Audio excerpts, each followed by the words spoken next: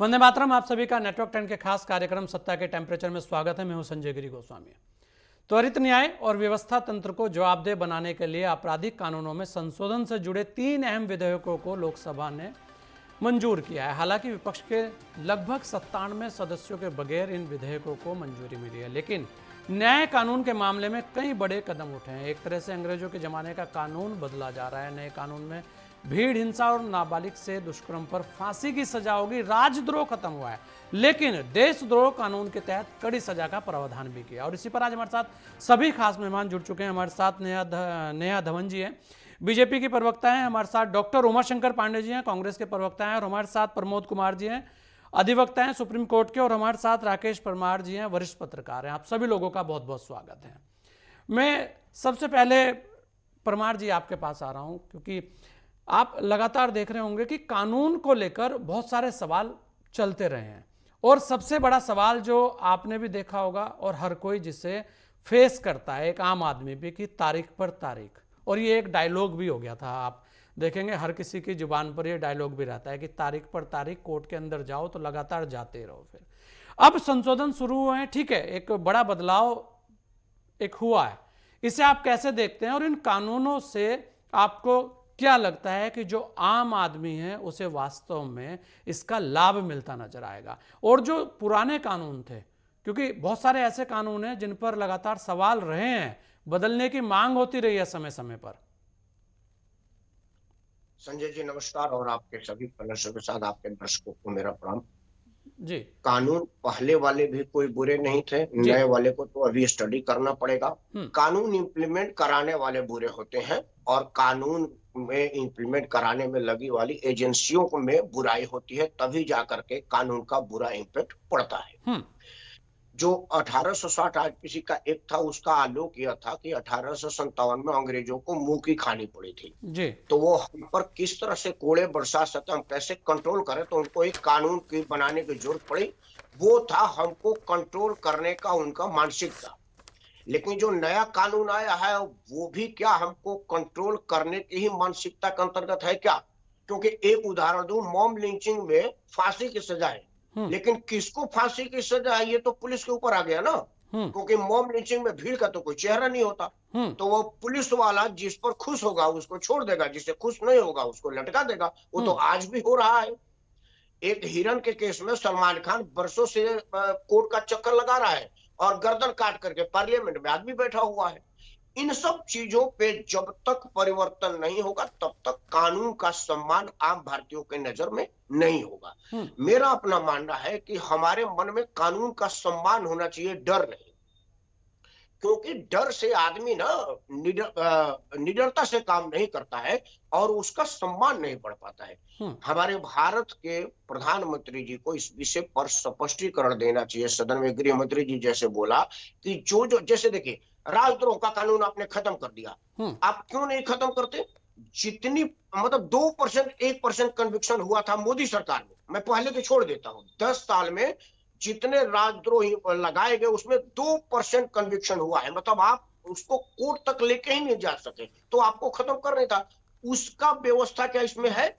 एक चीज से मैं बड़ा संतुष्ट हूं, एक तरह से जुडिशियल चार्टर टाइप का हो गया कि आपको एक निश्चित अवधि में इसको फैसला कर लेना पड़ेगा। एक यही चीज तत्कालिक रिलीफ वाली बात दिख रही है। बाकी जो ये सब इंप्लीमेंट होंगे तो उसमें कमियां खामी आएगी। कमियां खामियां तो हर चीज में रही। अगर आप देखें राकेश जी, लगातार आपका एक कहना बहुत अच्छा है कि सम्मान कैसे कानून का हो उस पर सबको ध्यान देना चाहिए। लेकिन क्या वो जिम्मेदारी केवल एक तरफा है कि वो जो सम्मान है ये एजेंसियां ही सम्मान करें या आम आदमी ना करे, या केवल आम आदमी करे एजेंसियां ही करें? और ऐसी कौन सी व्यवस्था है जहां पर घालमेल नहीं दिखता है? नहीं, या केवल अभी दिखने लगा, पहले नहीं दिखता था, या पहले जो चीज नहीं थी वो आज होने लगी? नहीं नहीं संजय जी, ऊपर से मापदंड निर्धारित होता है। अगर हमारा राजा ईमानदार होगा तो मुझे बेईमानी करने में 1000 बार सोचना पड़ेगा। एक बात आपको बता देता हूं, मैं मर्डरर हूं और जमानतें करवाता फिर रहा हूं या छुट्टा फिर रहा हूं, और एक मर्डरर संसद में बैठ के हमारा कानून बना रहा है, और वो कानून की लूप पॉइंट को पकड़ करके संसद तक पहुंच गया है। आप में बड़ी बड़ी ध्यान वाली बात है संजय जी, ध्यान रखिएगा। मैं पॉकेटमार हूं, मैं पुलिस से भागता फिर रहा हूं, लेकिन एक पॉकेटमार उसी पॉकेटमारी के कानून में संशोधन करने का कानून बना रहा है, टीवी बैठ करके बात कर रहा है, संसद में बैठ करके बात कर रहा है, तो मुझे मेरे मन में कानून का सम्मान बिल्कुल नहीं होगा, क्योंकि मैं कहूंगा कि मैं ही सम्मान करो, और जो बैठ करके सम्मान करो क्या कर रहे हैं हमारे नहीं देश नहीं में नहीं, कानून राकेश बनाने जी, वाले राकेश लोगों जी आप देखिए, इतने सारे सांसद हैं, अकेले किसी ऐसे व्यक्ति से तो कुछ हो नहीं पाएगा। और ऐसा नहीं है कि केवल सांसदों ने ही जो कर दिया वही फाइनल हो गया, उसके पीछे एक बड़ी व्यवस्था भी है, बहुत सारे उसमें एडवोकेट भी हैं, रिटायर्ड जज भी हैं, और बहुत सारे लोग हैं जिनकी बात सुनी जाती है, उसके बाद कोई कानून बनता है। ऐसा नहीं कि एक आदमी आया और ठीक है उसके ऊपर आरोप चल रहे होंगे, आरोप तो यहाँ पर लगातार लगते रहे, और इस बात को बहुत अच्छे से हमारे प्रमोद कुमार जी हैं, अधिवक्ता हैं, वो बताएंगे भी कि आरोप लगा देना ही काफी नहीं है। इसलिए तो कहते हैं कि जो कानून है वो सब कुछ देखता है, आरोप पर ही सबको तय कर दिया जाए कि राकेश परमार जी पर एक आरोप लगाया और तय हो गया, और राकेश परमार जी के ऊपर फिर सारे जो उनकी व्यवस्थाएं अधिकार हैं सब खत्म कर दिए जाएं। ऐसा नहीं है, जब तक सिद्ध ना हो, ये सिद्ध ना हो, उसी की सबसे बड़ी बात रही है। और यही बात है कि तारीख पर तारीख, जिसे आपने भी माना कि चलिए कोई समय तो आए, लेकिन मैं फिर भी, डॉक्टर उमाशंकर पांडे जी भी हमारे साथ हैं, एक बार उनके पास चलते हैं। डॉक्टर उमाशंकर जी, क्या लगता है आपको कि नए कानून कितने जरूरी हैं, या पुराने कानूनों में संशोधन कितना जरूरी है, और आम आदमी को वास्तव में न्याय मिले, इसकी जिम्मेदारी सभी की है, चाहे वो सदन के अंदर बैठे लोग हैं या कोई भी आम आदमी है, या हम कहेंगे वकील भी हैं, पत्रकार हैं, हर कोई यही चाहेगा कि देश के अंदर समान कानून हो और सबको कानून का फायदा मिले। देखिए संजय जी, बिल्कुल मैं आपकी टिप्पणी से सहमत हूं, और राकेश परमार जी ने कहा उनसे मैं पूरी तरीके से सहमत हूं। जी, अब इसमें मैं अपनी बात जोड़ता हूं। देखिए, न्याय प्रणाली निश्चित रूप से इतनी डिले है कि वो जजमेंट ना मिलने के बराबर जैसा है। तो ऐसी स्थिति में निश्चित रूप से जजमेंट में जल्दी हो, लोगों को त्वरित न्याय मिले, ये बेहद जरूरी हो जाता है, और निश्चित रूप से हम लोग, देश की जनता इससे वंचित रही है। लेकिन उसके पीछे इंफ्रास्ट्रक्चरल डेफिसिट भी एक बड़ा कारण है। जजों की कम संख्या, अदालतों की कम संख्या, ये सब जो है उसके लिए जिम्मेदारी के फैक्टर्स में शामिल है। अब जो सीआरपीसी, आईपीसी और साक्ष्य प्रमाण के कानूनों में बदलाव किया जा रहा है, तो उसपे मंशा का सवाल जरूर उठता है संजय जी, जो राकेश परमार जी भी कह रहे थे।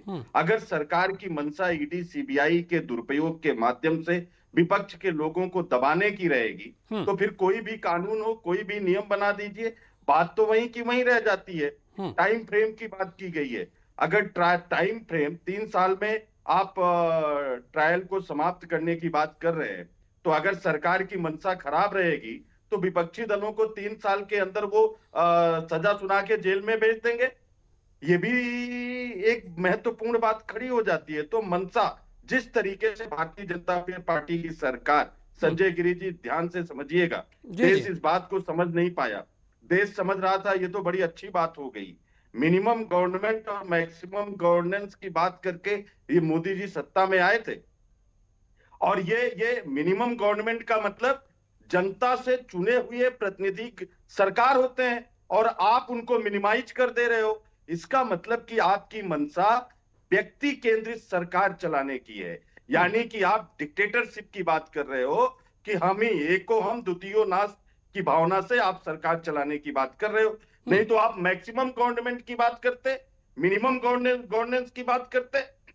सत्ता विकेंद्रीकरण से जनता की बन जाती है, जो पंचायती राज कानून में राजीव गांधी जी ने जो सपना देखा था कि सत्ता का विकेंद्रीकरण कर दीजिए, भ्रष्टाचार कम हो जाएगा। आज आप क्या कह रहे हो? आप कानून तो बना रहे हो, लेकिन मॉब लिंचिंग के सबसे ज्यादा मामले संजय जी किस पार्टी के ऊपर आरोप लगते हैं? मॉब लिंचिंग में कौन से दल के लोग, कौन सी सोच के लोग, कौन से समर्थन के लोग सबसे ज्यादा इन्वॉल्व पाए जा रहे हैं?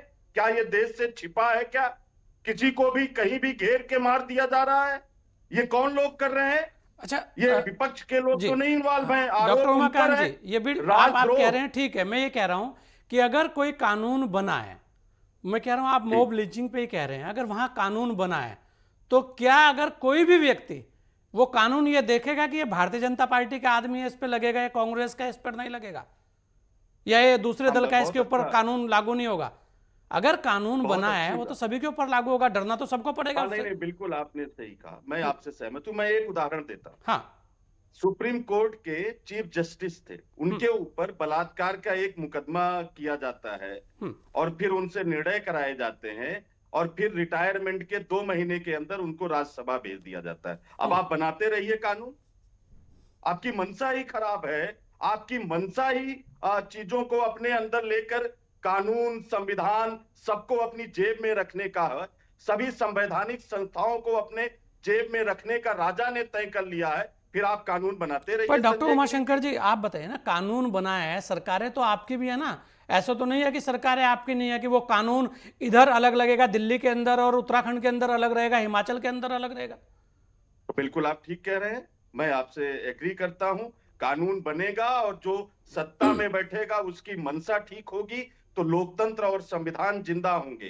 अगर सत्ता में बैठे हुए राजा के मन में तानाशाही है, संवैधानिक संस्थाओं पर अनाधिकार ग्रहण करके, उसका अधिग्रहण करके अपने हिसाब से फैसले करवाने की बात होगी पर तो सुप्रीम डॉक्टर कोर्ट के साहब जजेस को देखिए, भी कानून बने सड़क हैं तो पे सबके उतर लिए कर बने हैं। न्याय की अगर गुहार आतंकवाद लगानी को पड़ेगी। परिभाषित किया जाता है और एक बताया जाता है कि वास्तव में आतंकवाद, आतंकवादी क्या है, तो इसमें दिक्कत क्या है? विपक्ष को तो स्वागत करना चाहिए कि भाई ठीक है कानून बना रहे, हमारे भी तो काम आएंगे। ऐसा तो नहीं है कि आप सत्ता में नहीं आएंगे या सत्ता में नहीं है। नहीं, मैं संजय जी, मैं आपकी बात को नहीं कर रहा हूं। हाँ। कानून में अगर जो जरूरी फेरबदल किए जा रहे हैं उसका स्वागत है। हाँ। लेकिन सवाल मंशा का है। आखिर चलिए, ऐसा सवाल क्या मंशा हुआ का है। कि नेहा इसी जी सरकार देखिए, में, डॉक्टर साहब इसी को सुन तो लीजिए एक संजय बात जी, है कि सवाल मंशा का है। नेहा जी, मेरी लास्ट बात आ हाँ जाए, बोलिए अंतिम बोलिए बात आ जी, जाए। डॉक्टर साहब बोलिए। मैं कह रहा हूं कि आखिर ऐसा क्या हो गया कि इसी सरकार में माननीय सुप्रीम कोर्ट के जजेस को सड़क पर उतरकर अपने लिए न्याय की गुहार करनी पड़ी। हाँ। तो सवाल मंशा का है। चलिए, सवाल मनसा का है। नेहा जी जवाब दीजिए। सवाल मनसा का है, कानून का तो स्वागत करते हैं वो भी, लेकिन वो कह रहे हैं कि मनसा सही रहनी चाहिए। यहां पर एक हिटलर शाही की बात भी उन्होंने की है, तानाशाह की बात कर रहे हैं वो, ये लगातार शब्द पिछले कई वर्षों से गूंज रहा है। जी नेहा जी। संजय जी, मैं तो ये देख रही हूँ, मैं बहुत देर से सुन रही थी कि मां जी को भी और हाँ इसके बोलिए। प्रवक्ता, और मुझे ये लग रहा है कि कांग्रेस के प्रवक्ता इतने डरे हुए बयान क्यों दे रहे हैं? आखिर इनका डर किस चीज का है? पहली बात तो ये। दूसरी बात ये मैं कहना चाहूंगी संजय जी, देखिए आपको मेरी आवाज सही मिल रही है? हाँ हाँ आ रही है, आपकी आवाज आ रही है, बोलिए जी। मैं ये कहना चाहूंगी कि देखिए पिछले कितने समय से हम देख रहे थे, देश की जनता जो है वो चीख पुकार कर कर ये बात कह रही थी कि हमें जो है वो न्याय समय पर नहीं मिल रहा है, हमें न्याय नहीं मिल रहा है, क्योंकि बहुत सारी ऐसी धाराएं थी जिनका लचीलापन था। हम भी जानते हैं कि भारतीय संविधान जो है वो कितना लचीला है, इसको किसी तरह से भी तोड़ मरोड़ा जा सकता है। बहुत सारी धाराओं का कॉन्ट्राडिक्शन दूसरी धाराओं के अंदर है। अब उस चीज से बचने के लिए, उस चीज का निजात पाने के लिए जब ये कानून बने थे, आज से 70-75 साल पहले बने थे, और अब जो है वो देश बदल चुका है, नया दौर आ चुका है, 21वीं सदी के लोग हैं, नए तरह की टेक्नोलॉजी हमारे सामने आ चुकी है, और क्राइम का भी जो रूप था वो पहले और था और अब और हो चुका है। तो उस चीज को देखते हुए हम हमेशा ये बात सोच रहे थे कि देश की जनता को जो है वो न्याय कैसे मिले, सजा ना मिले, उन्हें न्याय मिले, तो गरीबों के लिए न्याय हो और सबके लिए कानून समान हो। उस चीज को देखते हुए हमने ये परिवर्तन लाए हैं। और मैं यहाँ पर एक छोटी सी बात बताना चाहूंगी कि पहले देश के गृह मंत्री अमित शाह जी सदन के अंदर 3 कानूनों को लाए थे, उसके बाद वो स्थायी समिति के पास भेज दिया गया था रिव्यू के लिए, और उस रिव्यू के बाद उसमें कई सारे संशोधन कराए गए, और उन कई सारे संशोधन के बाद जो है फिर से वापस इन 3 कानूनों को लाया गया है। तो मैं परमार जी को यहाँ पर करेक्ट करना चाहूंगी कि प्रोसेस जो संविधान को बदलने का है वो पूरा प्रोसेस हमने सदन के सामने रखा है और उसी के हिसाब से ही चले हैं। ये कोई तानाशाही का नहीं है, तानाशाही नहीं है, हमने तो जो लोकतांत्रिक प्रक्रिया है उसको फॉलो किया है। आप देखिए मॉब लिंचिंग को, एक मैं उसके विषय में बाद में बात करूंगी, पहले मैं ये बताना चाहूंगी क्या राजद्रोह आज होना चाहिए। जिस राजद्रोह में तिलक, गांधी जी और ना जाने कितने स्वतंत्रता सेनानी जो है 6-6 साल के लिए जेल में गए, क्या आज वो परिस्थिति है? आज हम आजाद हो चुके हैं, हमारे नए जो चीजें हैं वो सामने हैं। आज देशद्रोह का मामला है, ना कि राजद्रोह का मामला है। आप देखिए देश के खिलाफ जितने भी आतंकवादी घटनाएं आजकल हो रही हैं, लोग अपने देश का खाना खा रहे हैं, यहीं जी रहे हैं, यहीं सारे रिसोर्सेज इस्तेमाल करते हैं, लेकिन उसी देश को ही खोखला बनाने का काम करते हैं। क्या उनके खिलाफ कार्रवाई नहीं होनी चाहिए? आप अपने देश से प्यार नहीं करते क्या? जितने आतंकवादी संगठन हैं वो हमारे देश में फल फूल रहे थे पिछले कितने सालों से, कांग्रेस उनको समर्थन देती आई थी। मैं आपके समक्ष ये बात रखना चाहूंगी, बिल्कुल, क्योंकि जब भी आतंकवादी संगठनों के खिलाफ डॉक्टर साहब आपसे लूंगा जवाब, एक बार बोलने दीजिए। डॉक्टर साहब आपसे लूंगा। आएगी डॉक्टर साहब, आपकी बारी आएगी। आप देखिए, जब भी कभी ऐसी कोई बात होती थी तो हर आतंकवादी के खिलाफ ये लोग मानवाधिकार का नारा लेके, मानवाधिकार का झंडा लेकर खड़े हो जाते थे। क्या मानवाधिकार केवल और केवल आतंकवादियों के लिए थे? क्या नॉर्मल इंसानों के लिए मानवाधिकार नहीं थे? नॉर्मल जो केसेस होते थे उनमें कांग्रेस के व्यक्ति कभी भी मानवाधिकार को सामने लेकर नहीं आए। तो क्या उन आतंकवादियों को देश में पनपने देना चाहिए, जीने देना चाहिए? क्या उनको बख्श देना चाहिए, उनको छोड़ देना चाहिए? नहीं। आज देश की परिस्थिति ऐसी है कि जो हमारे देश का खाएगा वो हमारे देश के पॉजिटिविटी के लिए काम करेगा, हमारे देश के लिए सोचेगा। जिसको हमारे देश से प्यार नहीं है, जिसको भारत से प्यार नहीं है, उसको भारत में रहने का कोई अधिकार नहीं है। ये हमारी बात नहीं है, हमारी बात भी है। मैं भी इस देश की सिटीजन हूँ, ये मेरी बात भी है और देश की जनता की भी बात है। जहां तक बात है, हमने जो कानून लाए हैं उसमें केवल एक यही मॉब लिंचिंग या आतंकवाद की बात भी नहीं है संजय जी। यहाँ पर हम एक्सीडेंटल केसेस में जो समस्याएं आती हैं कि रात के समय में किसी का एक्सीडेंट हुआ, वो रोड साइड पर पड़ा रहा, लेकिन कोई भी ह्यूमन इमोशंस भी उसमें आपने देखा होगा कितने तार तार हुए। अब हमने इस तरह की बात रखी जिससे ह्यूमन वैल्यूज को जो है वैल्यू मिलेगी कि अगर आपसे गलती से एक्सीडेंट हो गया, अगर आप पुलिस को या हॉस्पिटल में आप इन्फॉर्म करते हैं तो आपकी सजा कम होने का प्रावधान है। इससे ह्यूमन वैल्यूज को, ह्यूमन इमोशन को जो है बढ़ावा मिलेगा, इंसानियत को बढ़ावा मिलेगा। इसके अलावा रेप केसेस में बहुत सारे ऐसा लचीलापन था जिससे लोग बच जाते थे। अगर कोई नाबालिग ना दिखाकर उसे 18 साल का बनाकर उससे जो है नाबालिग केस से बच जाते थे। गैंग रेप और रेप की जो धाराएं थी उनमें भी कुछ जो है लचीलापन था। उस चीज को अलग करने के लिए हमने गैंग रेप के लिए अलग धाराएं बनाई और रेप में हमने 18 साल की बच्चे के साथ भी अगर कुछ करता है तो वो उसके लिए एक नाबालिग का प्रावधान रहेगा। और दूसरी बात ये कि हमने 18, 16 और 12 साल की बच्चियों के साथ अगर कोई इस तरह का यौन शोषण करता है तो उसके लिए हमने कड़ी से कड़े कानून लाने की बात कही है। इसके अलावा मैं यहाँ पर ये कहूंगी कि डैपिंग हो, चाहे वो डॉक्टर्स की लापरवाही से होने वाली जो डेथ है उसको हम हत्या, कई सारे ऐसे विषय हैं जिसको हमने कवर किया है। हमने केवल इस तरह से नहीं किया, इसलिए कांग्रेस के जो प्रवक्ता है, कांग्रेस के मंत्रीगण है, उनको डरने की आवश्यकता नहीं है। आप अपने डरने की आवश्यकता नहीं है। डॉक्टर साहब आप कुछ कहना चाह रहे थे, जल्दी से कर दीजिएगा क्योंकि मैं फिर पूरा निचोड़ प्रमोद जी से लूंगा, वो बड़ी देर से एकदम इंतजार कर रहे हैं। जी डॉक्टर साहब। देखिए संजय जी, अभी भारतीय जनता पार्टी की सरकार ने क्या किया और क्या करने की कोशिश कर रही। कोलेजियम सिस्टम को खत्म करके जजों की नियुक्ति का अधिकार ये सरकार अपने हाथों में चाहती है। क्या ये किसी से छिपा है? ये मंशा किस लिए है? क्यों आप जजों की नियुक्ति का अधिकार चाहते हो? कोलेजियम सिस्टम को क्यों समाप्त करना चाहते हो? चलिए अभी लास्ट बात अभी इन्होंने क्या किया? मुख्य सूचना आयुक्त की नियुक्ति में चीफ जस्टिस भी मेंबर होते थे, उनको आपने क्यों हटा दिया? सारे अधिकार आप अपने पास रख रहे हो और आप समझते हो कि हम आपको तानाशाह ना कहें, हम आपको डिक्टेटर ना कहें। ये कानून व्यवस्था को भी अपने कब्जे में लेकर आप अपने हिसाब से न्याय करवाना चाहते हो। चलिए अपने हिसाब से न्याय कराना चाहते हैं। प्रमोद कुमार जी, देखिए तीनों लोगों को, प्रमोद कुमार जी आपने बड़े अच्छे से सुना, राकेश जी ने भी कुछ सवाल रखे हैं, वास्तव में उनके ऊपर भी विचार होना चाहिए, लेकिन कानून भी आपके सामने है, आप तो खुद कानून को बड़े अच्छे से नज़दीक से देखते हैं, तारीख पर तारीख पे आप ही लेके जाते हैं सब लोगों को। तो वर्तमान में जो स्थितियां सामने आई हैं वो सबको सुनते हुए आप जरा इसका पूरे अच्छे तरीके से सबको एक व्याख्यान दे दीजिए। जी गोस्वामी जी, देखिएगा कि जो ये चुनाव अभी जो ये कानून जो था प्रेजेंट का जो जब चल रहा था उसमें कुछ खामियां थी और ये सबसे बड़ी खामियां थी कि ये अंग्रेजों के जमाने का था। एक तो सबसे पहले ये स्वतंत्रता का हमारा प्रतीक था जो हम भूल रहे थे। बहुत सारी ऐसी बातें थी जो कानून में हम लोग जो है महसूस करते थे डेली टू डे कि वो गलत है। जैसे अब इसमें इन्होंने बनाया था कि डॉक्टर की नेग्लिजेंसी है, अब वकील की नेग्लिजेंसी होता है, कई जगह ऐसा होता है। तो उसमें आप उसको जो है डॉक्टर पर 304 का धारा लगा देते थे, 304A का लगा देते थे कि रेशन नेग्लिजेंस पे हुआ है या नेग्लिजेंस से जो है वो मौत हुआ है। तो इस तरह की प्रावधान जो है इसमें हटाया गया है। और सबसे बड़ी जो अच्छी चीजें जो इस धारा में इस सरकार ने जो की है वो ये है कि इसमें कोई लिमिट नहीं था टाइम, इसमें इन्होंने लिमिट किया है ट्रायल का कि आपको 3 साल के अंदर में कंक्लूड करना होगा ट्रायल। चार्जशीट आपको उसमें था कि आप एक्सटेंशन लेते थे, इसमें है कि आपको कई केसेस में 6 महीने के अंदर में आपको फाइनल देना होगा, जैसे 138 का जो केसेस है, जो चेक वगैरह का केसेस है। मैट्रिमोनियल केसेस में बहुत सुधार किया गया है।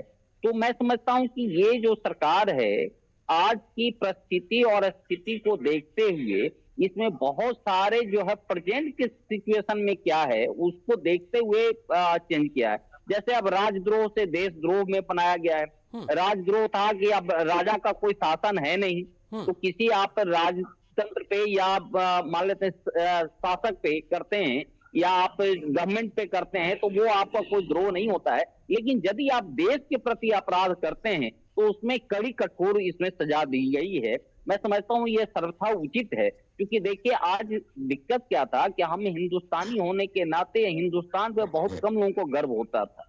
आज और विदेशों में देखिएगा कि विदेशी लोग अपने देश को काफी गर्वान्वित महसूस करते हैं, उनको अपने देश के लिए मर मिटने के लिए तैयार होते हैं। आप इवन जापान में चले जाइए, जापानी लोग जो है अपने देश का एक थोड़ा सा भी बुराई नहीं सोचेंगे। अच्छा प्रमोद कुमार जी, इसमें जो देशद्रोह वाला मामला है प्रमोद कुमार जी, आपको लगता नहीं है कि अब कुछ लोगों के ऐसे सवाल है कि अगर सरकार के खिलाफ प्रमोद कुमार जी ने बोल दिया या प्रधानमंत्री के खिलाफ बोल दिया या गृह मंत्री जी के खिलाफ बोल दिया या और किसी सरकार के खिलाफ बोला तो वो राजद्रोह नहीं माना जाएगा?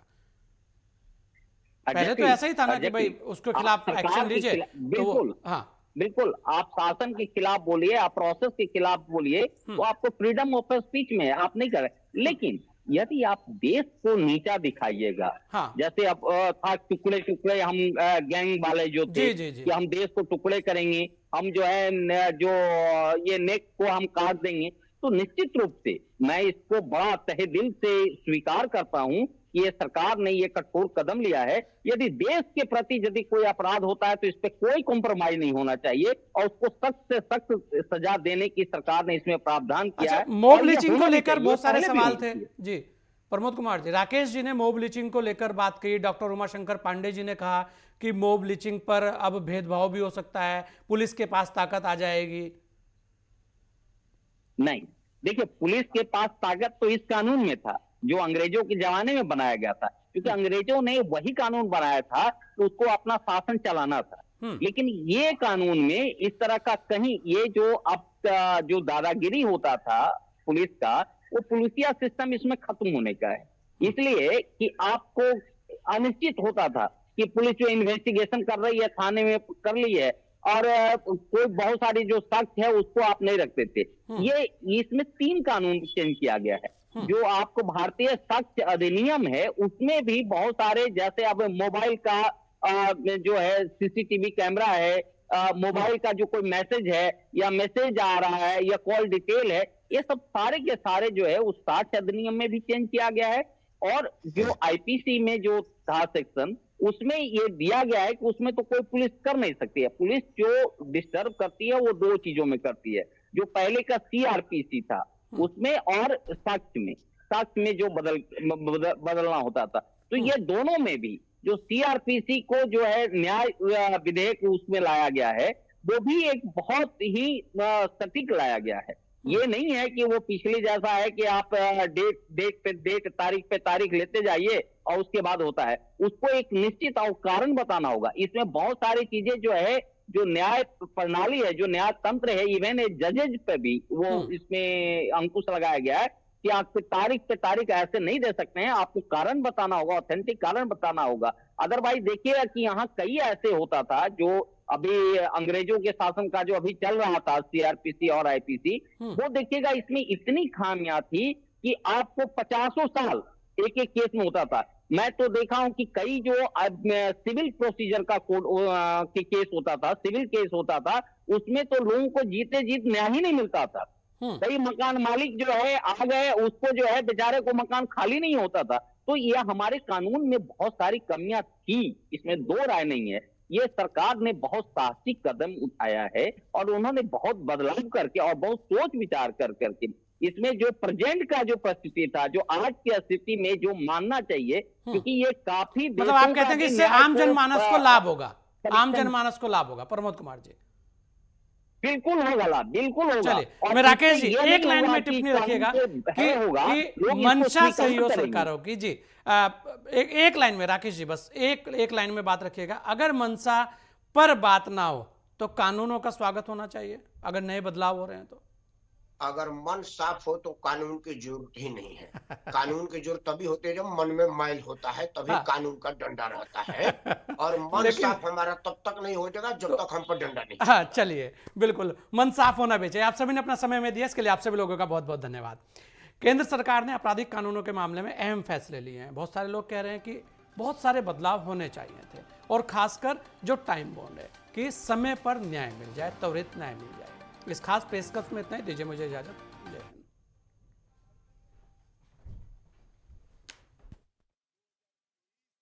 एक बेजान मुर्दा पड़ा है और उसमें आत्मा होती है तो जिंदा इंसान बनता है।